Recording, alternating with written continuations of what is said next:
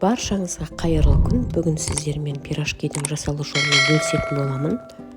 Дәл осы рецептпен жасасаңыз, қамырыңыз өте жұмсақ, өте дәмді болып шығады. Құрамын описанияға толығырақ қалдыратын боламын. Дәл осы жерде менде 200 грамм жылы сүт, 200 грамм жылы су қостым. Көбірек немесе аздау етіп жасайтын болсаңыздар, осылай бірге бір көбейтіп немесе азайтып отырсаңыздар болады. Енді суымызды, сүтті, дрож және бұл жерде ең маңыздысы майонез қосамыз. Жақсылап араластырып, құрамы бойынша көрсетілгендей ұнды қосып, жақсылап жұмсақ етіп илеп аламыз.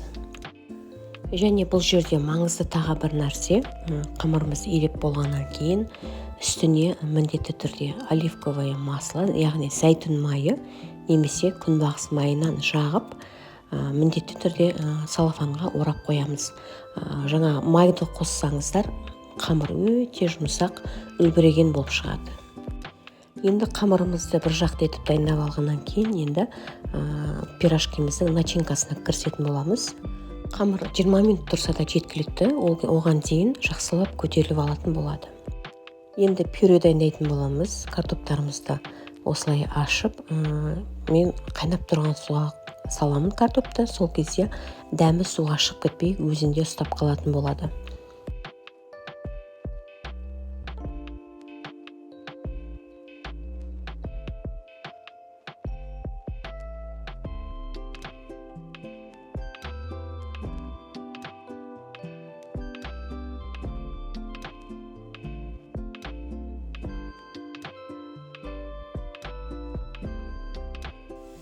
Енді ашып болған картопымызды ірі-ірі етіп турап қайнап тұрған суға салатын боламыз.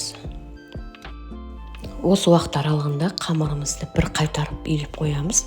Себебі қамыр дрожжи көбірек салғаннан кейін қамыр өте тез көтерілетін болады.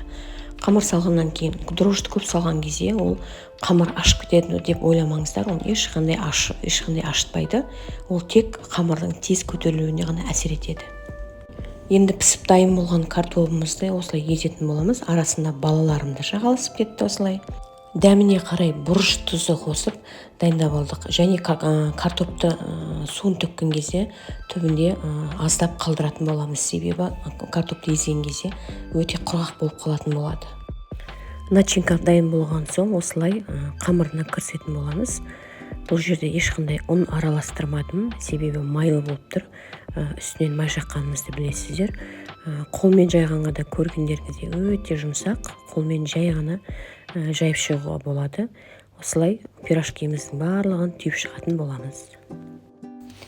Қамырын түйген кезде кейбіреулер жанынан түйеді, мен ортасынан осылай түйдім. Өзіңізге қалай ыңғайлы, солай етіп түйіп шықсаңыз болады.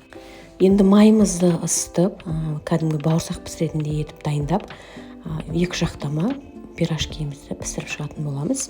Осындай сары түсті, әдемі түске енеді. Дәмі де енді керемет, жасап көрсеңіздер болады.